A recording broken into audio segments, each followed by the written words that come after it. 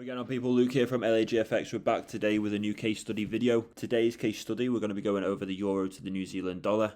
This is probably one of my favorite pairs to trade in the Forex markets, alongside GU, the cable, and probably the euro US dollar as well. Those three different pairs probably provide me with the best trading opportunities that I've seen. And they definitely fall well in line with my strategy and how I like to actually trade these markets.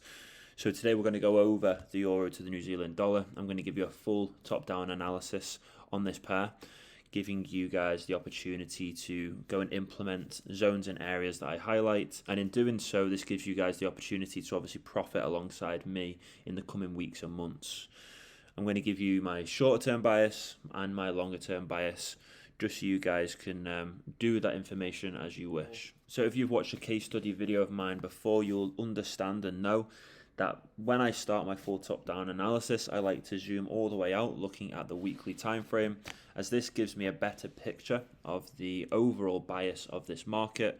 As we know, it's very important to understand the overall bias so we can trade with the prevailing trend.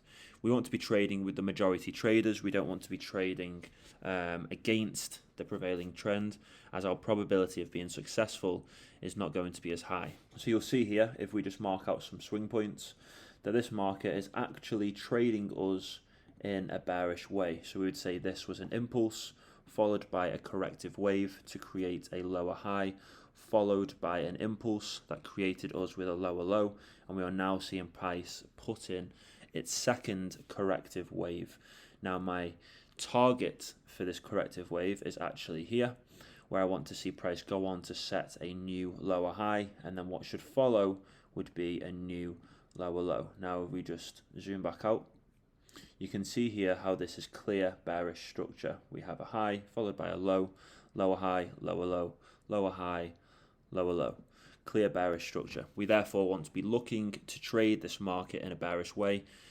So if we are looking to trade this market in a bearish way, we should be looking for areas of supply to get involved in this market.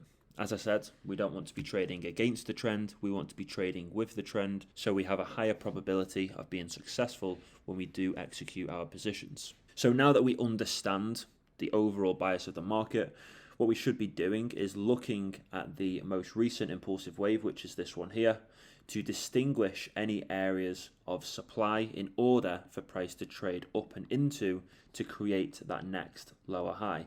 Well, you can see I've already done that work for us. And if we just zoom in, you'll see that I have highlighted a clear green order block. This right here represents a last buy to sell region. This is an area of supply that has been left over, and we want to see price trade up and into this before trading us lower in the market. Now, a brilliant exercise that you guys can do when looking within the impulsive waves that trade us lower to find areas of supply or demand is to actually mark out. So with this being obviously a bearish impulse, what you guys can do is you can mark out all of the highs that have been set, as they will mitigate any price underneath. So like this is just a quick exercise that I get my one-to-one clients to do, as what this does is this eliminates areas in price that we have no reason to actually look at moving forward. So you'll see here that I've marked out 1, 2, 3, 4, 5 areas in price. Now what this tells us and what this does for us is it shows that we don't need to worry about all of this data. Why? Because this has mitigated everything below it. We don't have to worry about this data. Why? Because this wick has mitigated everything below it, including this. We don't have to worry about this data, as this wick comes to mitigate all of that as well. And you can see that this pattern follows every time. So again here, we don't need to worry about this. And then the final one up here, we don't have to worry about this information. Why? Because this wick here mitigates everything underneath it. So this tells us that now we only need to worry about the information or the data that's being put in between those areas. So if we go from here to here, here to here, here to here, and then the last one being here to here. So these areas in price are what we should be worrying about, and areas in price we should be looking for to find any areas that have been left unmitigated for us to get involved in short positions, right?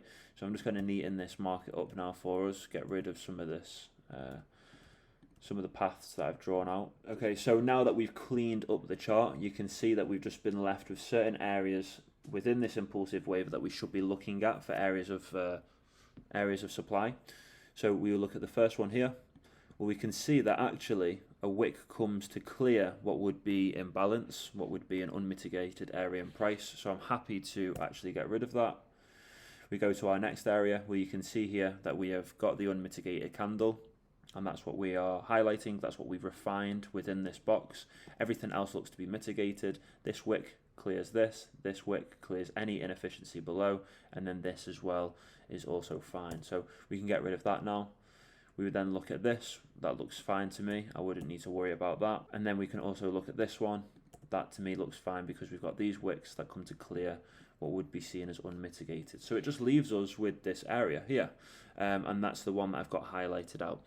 So if you've not seen that exercise before, it's probably because there isn't videos out there to actually perform that exercise, but it's definitely one worth doing. It's something that I've kind of come up with over the years of trading, and now it's something that I share with my clients, my one-to-one clients, in order to just help build a better picture and focus on certain areas within the charts. So now that we have found an area of supply for price to trade up and into to set a lower high, we now have an end target for this corrective wave. This is pretty evident that this market is within a corrective phase now, and we can expect this to conclude around this area.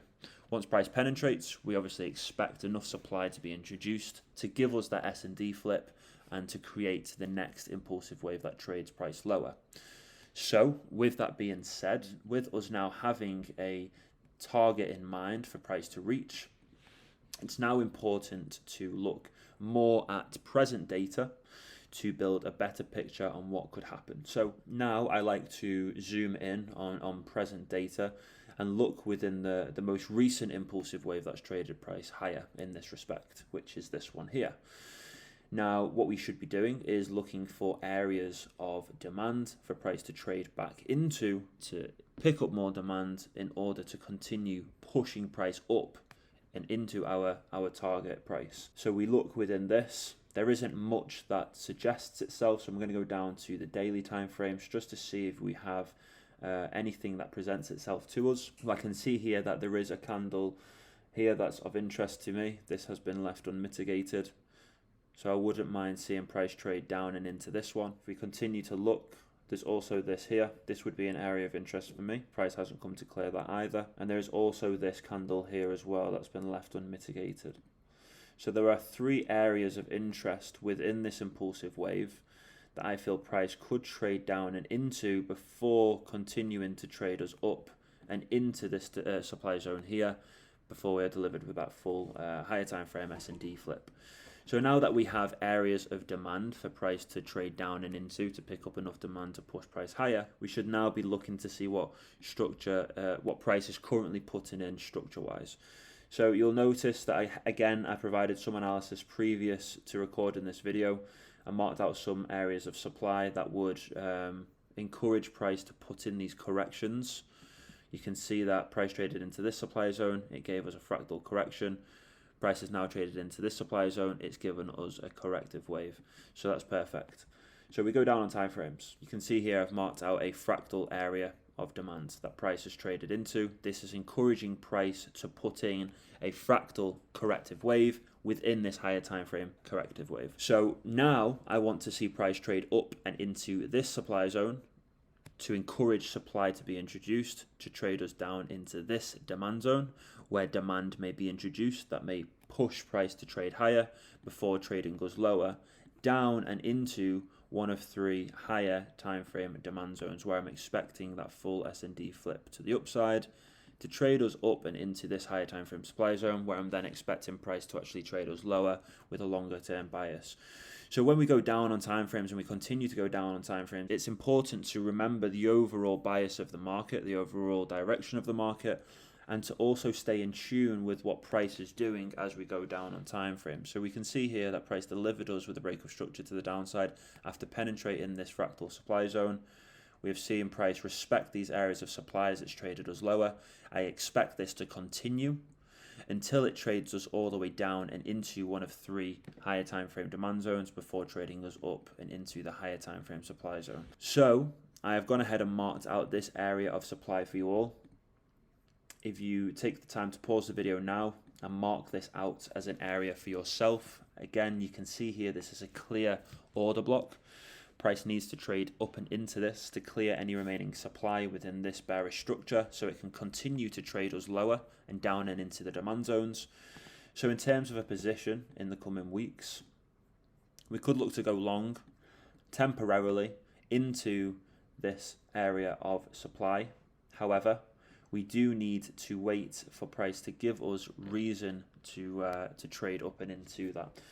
So you can see here, this would be the last protected high within this bearish structure fractally. So we would consider this a break of structure to the upside. So that's our first piece of evidence. Now what we want to see is for price to trade back down to pick up any remaining demand before taking us higher up and into the market. So if we just go down to the 1 minute time frames, it's important that we try and find areas of demand in order for price to continue pushing higher. So you can see here this is an area of demand. We also have this that could be a potential area. Price has just recently traded into this. So in order for me to look to go long now in this market and for that to be an area where price wants to reverse from, I do actually want to see price go on and break structure to the upside fractally. So I'd want to see this last protected high be broken, as this would tell us that this corrective wave trading goes down and into the demand zone. The fractal demand zone has finished, and the next impulsive wave trading goes higher is ready to take place. I would therefore have confirmation via a higher time frame break of structure, 15-minute break of structure, and also a fractal break of structure after price has traded back down into the demand zone, that price is actually ready to trade us higher. If you wanted to be less aggressive with your approach, you could wait for a higher time frame break of structure in order to look for a position.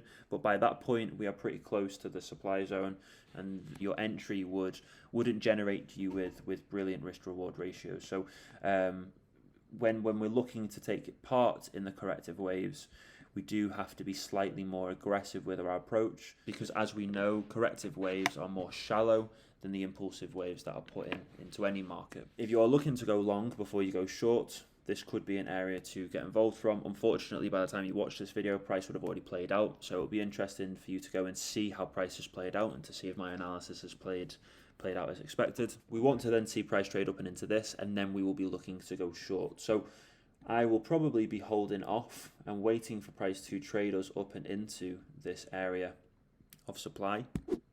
Once price has traded up into this area of supply, I'll be then looking for a fractal break of structure to the downside, like so. For price to pull back to set its first lower high, this being this one, and then we'll be looking to get involved, trading price all the way down and into one of 3 demand zones that we've got marked out below.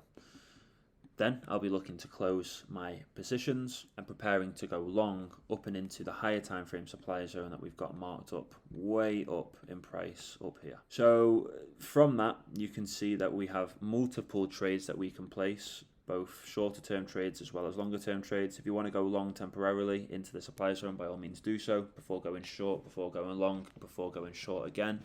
That's absolutely fine. Me personally, I'll be just waiting for the short opportunities, as I want to be trading with the prevailing trend.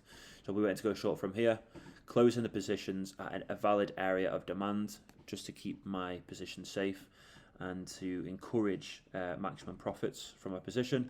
And then I will be preparing to go short once again from this area of supply when price does eventually trade us up and into this. That's my analysis for the Euro NZD.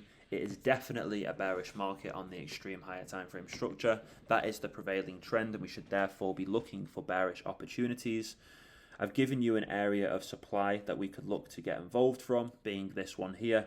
So I'd suspect that you have paused the video and marked this out for yourself, as this is going to be a shorter term bearish position that we can place, something we can look to place in the coming days and weeks.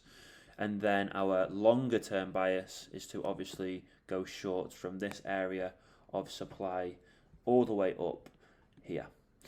What I will do is I will mark this out as an area supply for you all now as well. Okay, there we go. So I've marked that area out for you all as well. Definitely go to the weekly timeframes and mark out the unmitigated candle for yourself. So that's somewhere we'll be looking to go short from. But that is my analysis for the Euro NZD. I'm very excited to take part in bearish positions from this area in price, as the returns that we can expect are going to be extremely lucrative. And I'm also excited to get involved in the fractal supply zone that I've marked out for you all on the lower time frames. If you guys have any questions regarding the analysis I've been through, the strategy that I use, this pair in general, then please leave them in the comments below. And if you have enjoyed this video, don't forget to leave it a thumbs up. All the support you guys provide is very much appreciated. If you aren't involved in the Learning Lounge group chat, get yourself involved, as I've got hundreds of clients in there that are currently learning to trade the same strategy that I use on a day-to-day basis. And from this working strategy, the guys over in the Learning Lounge are able to generate some amazing profits. Now, with all that being said, thank you guys for watching, and I'll catch you all in the next one.